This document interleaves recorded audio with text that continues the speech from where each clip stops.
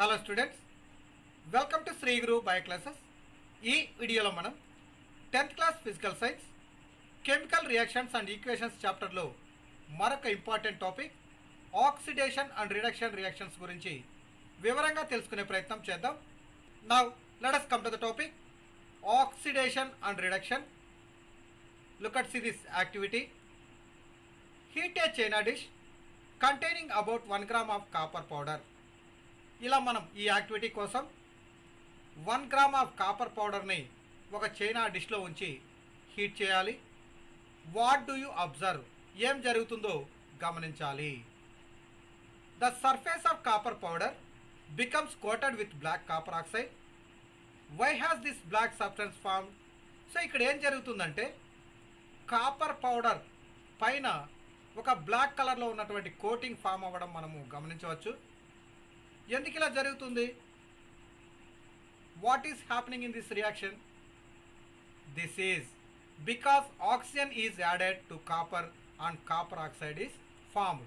So ఎప్పుడైతే ఈ copper పౌడర్ని మనము హీట్ చేస్తామో, అంటే ఎప్పుడైతే హీట్ చేస్తామో అప్పుడు ఈ కాపర్ అనేది ఆక్సిజన్తో రియాక్ట్ అవ్వడం వల్ల, అంటే ఈ కాపర్కి ఆక్సిజన్ యాడ్ అవ్వడం వల్ల, సో ఈ కాపర్ ఆక్సిజన్ రెండు రియాక్ట్ అయ్యి కాపర్ ఆక్సైడ్ అనేటటువంటి సబ్స్టెన్స్ని ఫామ్ చేస్తాయి. సో ఈ కాపర్ ఆక్సైడే మనకు బ్లాక్ కలర్గా కన్వర్ట్ అవ్వడం జరుగుతుంది. సో ఇక్కడ కెమికల్ రియాక్షన్ ఒకసారి అబ్జర్వ్ చేసినట్టయితే 2Cu + O2 gives rise to 2CuO. ఎప్పుడు మనము హీట్ చేసినప్పుడు. If hydrogen gas is passed over this heated material copper oxide, the black coating on the surface turns brown as the reverse reaction takes place and copper is obtained. So ఇక్కడ ఈ copper oxide మీదుగా hydrogen గ్యాస్ని కనుక పంపినట్టయితే ఇక్కడ మళ్ళీ ఏమవుతుంది? Copper plus H2O, ఇలా copper మళ్ళా మనకు కాపర్ ఆక్సైడ్ కాపర్గా కన్వర్ట్ అవ్వడం మనం గమనించవచ్చు. If a substance gains oxygen during a reaction it is said to be oxidised. So ఇప్పుడు ఈ పైన రియాక్షన్లో ఏం చూసాం మనము? కాపర్కి ఆక్సిజన్ యాడ్ అయింది, అంటే ఆక్సిజన్ యాడ్ అయితే అలాంటి రియాక్షన్స్ని మనము ఆక్సిడైజ్డ్ రియాక్షన్స్ అంటాము. If a substance loses oxygen during a reaction it is said to be reduced. So ఇప్పుడు ఈ రియాక్షన్లో చూడండి, కాపర్ ఆక్సైడ్ని హైడ్రోజన్తో రియాక్ట్ చేపిస్తే మనకేమొచ్చింది? ఇక్కడ కాపర్ ప్లస్ H2, అంటే ఈ ఆక్సిజన్ ఏమైంది? రిమూవ్ అయింది. సో ఆక్సిజన్ రిమూవ్ అయింది కాబట్టి దీన్ని ఏమంటాం మనము? రెడ్యూస్డ్ రియాక్షన్స్ అంటాం. ఆక్సిజన్ యాడ్ అయితే ఆక్సిడేషన్ రియాక్షన్స్ అని, ఆక్సిజన్ రిమూవ్ అయితే వాటిని రెడ్యూస్డ్ రియాక్షన్స్ అని చెప్పడం జరుగుతుంది. During this reaction the copper oxide is losing oxygen and is being reduced. The hydrogen is gaining oxygen and is being oxidised. In other words, one reactant gets oxidized while the other gets reduced during a reaction. Such reactions are called oxidation reduction reactions or redox reactions. ఇలా మనం చూసినట్టయితే ఈ రియాక్షన్లో copper ఆక్సైడ్లో ఈ copper నుండి oxygen ఏమైంది?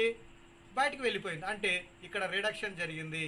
So H2కి oxygen add అయ్యి H2Oగా form అయింది, అంటే H2కి ఆక్సిజన్ యాడ్ అయింది కాబట్టి ఆక్సిడేషన్ అంటాము. సో ఇలా ఒకే రియాక్షన్లో ఆక్సిడేషన్ అండ్ రిడక్షన్ రెండు కనుక జరిగినట్టయితే వాటిని రిడాక్స్ రియాక్షన్స్ లేదా ఆక్సిడేషన్ రిడక్షన్ రియాక్షన్స్ అని చెప్పడం జరుగుతుంది. Some other examples of redox reactions are ZnO + C gives rise to Zn + CO, MnO2 + 4HCl gives rise to MnCl2 + 2H2O + Cl2. So ఈ రెండు కూడా మనకు రిడాక్స్ రియాక్షన్స్గా చెప్పడం జరుగుతుంది. Why it is called redox reactions? ఇందులో ఏం జరిగింది? In reaction 1.31 carbon is oxidised to CO and ZnO is reduced to Zn. So ఇక్కడ కార్బన్ అనేది ఆక్సిజన్ తీసుకొని COగా, జింక్ ఆక్సైడ్లో ఉన్నటువంటి ఆక్సిజన్ రిమూవ్ అయిపోయి Znగా వచ్చింది కాబట్టి మనకి ఇక్కడ ఇందులో కూడా ఆక్సిడేషన్ అండ్ రిడక్షన్ జరిగింది కనుక దీన్ని రిడాక్స్ రియాక్షన్గా చెప్పడం జరుగుతుంది. ఇన్ రియాక్షన్ 1.32 ఇందులో కూడా HCl is oxidised to Cl2 వెరాజ్ MnO2 is reduced to MnCl2. So ఇక్కడ కూడా మనకు రిడాక్స్ రియాక్షన్స్ అనేది మనము అబ్జర్వ్ చేయడం జరిగింది. From the above examples, we can say that If a substance gains oxygen or loss hydrogen during a reaction, it is oxidized. If a substance loses oxygen or gains hydrogen during a reaction, it is called reduced. So ఇలా మనకు oxygen gain చేసుకోవడం లేదా hydrogen loss చేసుకోవడం జరిగితే దాన్ని oxidizer అంటాము. If a substance loses oxygen or gains hydrogen, oxygen loss చేసుకోవడం లేదా హైడ్రోజన్ గెయిన్స్ చేసుకోవడం కానీ జరిగితే దాన్ని రెడ్యూస్డ్ రియాక్షన్స్ అంటాము. సో ఒకే రియాక్షన్లో ఆక్సిడేషన్ అండ్ రిడక్షన్ రెండు జరిగితే వాటిని రిడాక్స్ రియాక్షన్స్గా చెప్పడం జరుగుతుంది. Now recall activity 1.1, where a magnesium ribbon burns with dazzling flame in air and changes into white substance, magnesium oxide. Is magnesium being oxidized or reduced in this reaction? మనం ఈ activity 1.1లో చూసాం. Magnesium రిబ్బన్ను మండించినప్పుడు dazzling ఫ్లేమ్స్తో అది react అవ్వడం జరుగుతుంది, magnesium oxide form అవ్వడం జరుగుతుంది. So ఇక్కడ ఏంటి, మెగ్నీషియం ఆక్సిజన్తో రియాక్ట్ అయ్యి మెగ్నీషియం ఆక్సైడ్ వచ్చింది కనుక ఇదేం reaction, oxidised reaction. So it is an example of oxidation reaction. Okay, have you observed the effects of oxidation reactions in everyday life? So everyday లైఫ్లో ఈ ఆక్సిడేషన్ రియాక్షన్స్ వల్ల ఎలాంటి problems వస్తాయో మనం ఒకసారి చూద్దాం. Corrosion. You must have observe that iron articles are shiny when new but get coated with a reddish brown powder when left for some time. This process is commonly known as rusting of iron. జనరల్గా మనము iron articles ఏదైనా తీసుకున్నప్పుడు కొత్తగా ఉన్నప్పుడు అవి షైనీగా అంటే మెరుస్తూ ఉంటాయి. కొన్ని రోజుల తర్వాత ఏమవుతాయి, రెడ్డిష్ బ్రౌన్ పౌడర్గా మారిపోవడం జరుగుతుంది. అంటే ఆ ఐరన్ ఆబ్జెక్ట్స్ పైన రెడ్డిష్ బ్రౌన్ కలర్లో ఉన్నటువంటి పౌడర్ అనేది ఫామ్ అవ్వడం మనం గమనించవచ్చు. దాన్నే మనం ఏమంటాము, రస్టింగ్ ఆఫ్ ఐరన్, అంటే ఐరన్ తుప్పు పట్టడం అంటాము. Some other metals also get tarnished in this manner. So మిగతా మెటల్స్ కూడా ఇలా మనకు కన్వర్ట్ అవ్వడం మనం గమనిస్తూ ఉంటాం. Have you noticed the colour of the coating formed on copper and silver? Silver copper పైన కూడా మీరు ఇలాంటి కోటింగ్ అబ్జర్వ్ చేశారా? ఎస్, జనరల్గా మనకు గ్రీన్ కలర్లో ఇలా డిఫరెంట్ కలర్స్లో మనకు ఈ మెటల్స్ పైన కోటింగ్ రావడం మనం గమనిస్తూ ఉంటాం. When a metal is attacked by substance around it such as moisture, acids etcetera, it is said to corrode and this process is called corrosion. So ఈ విధంగా మెటల్స్ పైన వాటి చుట్టూ ఉన్నటువంటి మాయిశ్చర్ కానీ లేదంటే యాసిడ్స్తో కానీ రియాక్ట్ అయినట్టయితే ఆ మెటల్ కొర్రోడ్ అయింది అంటాం. ఈ ప్రాసెస్నే మనము కోరిషన్ అంటాము. The black coating on silver and the green coating on copper are other examples of corrosion. So iron పైన ఏంటి, రెడ్డిష్ బ్రౌన్ పౌడర్ ఫామ్ అయింది.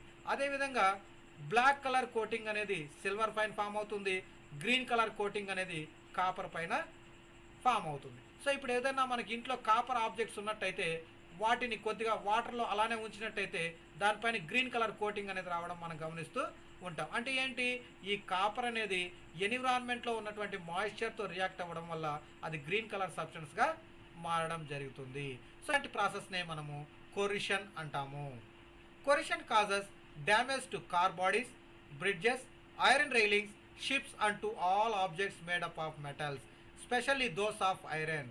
సో ఈ కోరిషన్ వల్ల ఐరన్ ఆబ్జెక్ట్స్ ముఖ్యంగా చాలా వరకు తుప్పి పట్టిపోవడం జరుగుతుంది. సో ఇలా తుప్పి పట్టిపోవడం వల్ల ఏమవుతుంది, వాటి యొక్క స్ట్రెంగ్త్ అనేది లాస్ అవ్వడం జరుగుతుంది. ఎక్కువగా మన కార్ బాడీస్ కానీ, బ్రిడ్జెస్ కానీ, ఐరన్ రైలింగ్స్ కానీ, షిప్స్ కానీ ఇలాంటి మెటల్స్తో చేసినటువంటి ఏ మెటీరియల్ అయినా కూడా ఇలా మనకు ఎక్కువ రోజులు ఇలా మాయిశ్చర్ కంటెంట్కి ఎక్స్పోజ్ అయినట్టయితే ఎయిర్లో ఉన్నటువంటి మాయిశ్చర్ కంటెంట్, ఆక్సిజన్ లాంటి వాటితో రియాక్ట్ అవ్వడం వల్ల మనకు ఇలా కొరిషన్ అనేటటువంటి ప్రాబ్లం రావడం జరుగుతుంది. Corrosion of iron is serious problem. It is a serious problem. Every year an enormous amount of money is spend to replace damaged iron. So ఇలా మనము కొరిషన్ అయిపోతూ ఉంటే మనం ఈ ఐరన్ని ఎవ్రీ ఇయర్ మారుస్తూ ఉన్నట్టయితే చాలా ఖర్చుతో కూడుకున్న పని. సో ఇలా కొరిషన్ రాకుండా ఉండాలంటే జనరల్గా మనం ఏంటంటే పెయింట్స్ ఇలాంటివంతా వేస్తూ ఉంటాం. సో ఇలా పెయింట్స్ కానీ వేయడం వల్ల ఏమవుతుందంటే ఈ ఐరన్ అనేది ఎన్విరాన్మెంట్లో ఉన్నటువంటి మాయిశ్చర్తో కానీ ఆక్సిజన్తో కానీ రియాక్ట్ అవ్వకుండా కొన్ని రోజుల పాటు ఎక్కువ కాలము ఆ ఐరన్ ఆబ్జెక్ట్స్ అనేవి మన్నడం జరుగుతుంది. Next you will learn more about corrosion in chapter 3. So chapter 3లో మనం ఈ కొరిషన్ గురించి ఇంకా మోర్ డీటెయిల్గా తెలుసుకుంటాం. Let's come to that rancidity, ముక్కిపోవడం. Have you ever tasted or smell the fat or oil containing food material left for a long time? మనం చాలా కాలం వరకు ఏదైనా ఆయిల్తో చేసినటువంటి ఫుడ్ మెటీరియల్ పెట్టినట్టయితే అవి ముక్కిపోవడం జరుగుతుంది, అంటే ముక్కిపోయినాయి అంటాం. When fats and oxidise they become rancid and their smell and taste changes. So ఎప్పుడైతే ఈ ఫుడ్ మెటీరియల్స్ లాంగ్ టైం పెడతామో అప్పుడు ఏమవుతుంది, ఆ ఫ్యాట్లో ఉన్నటువంటి ఆయిల్స్లో ఉన్నటువంటి మెటీరియల్స్ అంతా కూడా ఆక్సిడైజ్ అవుతాయి, అంటే ఆక్సిజన్తో రియాక్ట్ అవ్వడం వల్ల వాటి యొక్క స్మెల్ టేస్ట్ అనేది చేంజ్ అయిపోవడం జరుగుతుంది. Usually substances which prevent oxidation are added to foods containing fats and oils. So ఇలా మనకు ఈ ఆక్సిడేషన్ అవ్వకుండా, ఈ ఫుడ్ మెటీరియల్స్ ఆక్సిడేషన్ అవ్వకుండా యాంటీ ఆక్సిడెంట్స్ అనేటటువంటి మెటీరియల్స్ని వేసి వాటిని ప్రిజర్వ్ చేయడం జరుగుతుంది. మనం ఏదైనా ప్యాకేజ్డ్ ఫుడ్ మెటీరియల్ తీసుకున్నట్టయితే వాటిపైన ప్రిజర్వేటివ్స్లో యాంటీ ఆక్సిడెంట్స్ ఆర్ యాడెడ్ అని రాసుంటారు. మీరు గమనించినట్టయితే ఈ యాంటీ ఆక్సిడెంట్స్ అనేవి ఏమో చేస్తాయంటే, సో ఇక్కడ ఈ ఫుడ్ మెటీరియల్స్ ఆక్సిడైజ్ కాకుండా వాటిని ప్రొటెక్ట్ చేయడం జరుగుతుంది. ఆక్సిడైజ్ అయితే ఏమవుతుంది, అవి తొందరగా స్పాయిల్ అవుతాయి. Keeping food in air tight containers helps to slow down oxidation. అందుకే మనం ఫుడ్ని ఎయిర్ టైట్ కంటైనర్లో ఉంచాలి అని చెప్తాం. సో ఎయిర్ టైట్ కంటైనర్లో ఉంచినట్టయితే ఏమవుతుంది, ఎయిర్లో ఉన్నటువంటి ఆక్సిజన్ అనేది ఆ ఫుడ్ మెటీరియల్తో రియాక్ట్ అవ్వదు, అప్పుడు అవి చెడిపోకుండా ఉంటాయి. Do you know that chips manufacturers usually flush bags of chips with gas such as nitrogen to prevent the chips from getting oxidised. మనం చిప్స్ ప్యాకెట్స్ అలాంటివి చూసినట్టయితే ప్యాకెట్ ఏమో చాలా లావుగా ఉంటుంది, దాంట్లో ఎయిర్ ఫిల్ చేసి ఉంటారు. సో ఆ ఎయిర్లో ఏమవుతుందంటే నైట్రోజన్ ఎక్కువగా ఉన్నటువంటి ఎయిర్ని ఫిల్ చేయడం వల్ల ఈ ఫుడ్ మెటీరియల్స్ ఏవైతే ఆ ప్యాకెట్లో ఉన్నాయో అవి ఆక్సిడైజ్ అవ్వకుండా ప్రివెంట్ చేయడం జరుగుతుంది. సో కాబట్టి నైట్రోజన్తో నింపినటువంటి ఎయిర్తో ఆ ఫ్లష్ బ్యాగ్స్ని ప్రిపేర్ చేస్తారు. ఆ ఫ్లష్ బ్యాగ్ లోపల ఈ ఫుడ్ మెటీరియల్స్ ఉంచినట్టయితే తొందరగా అవి ఆక్సిడైజ్ అవ్వకుండా, అంటే ఫుడ్ని rancid కాకుండా చూస్తాయి. ఇది స్టూడెంట్స్ ఈరోజు టాపిక్. ఇందులో ఏదైనా సందేహాలు ఉన్నట్టయితే మీరు కామెంట్ సెక్షన్లో కామెంట్ చేయండి, లేదా శ్రీగురు బయోక్లాసెస్@gmail.com మెయిల్ కూడా చేయొచ్చు. Thank you for watching.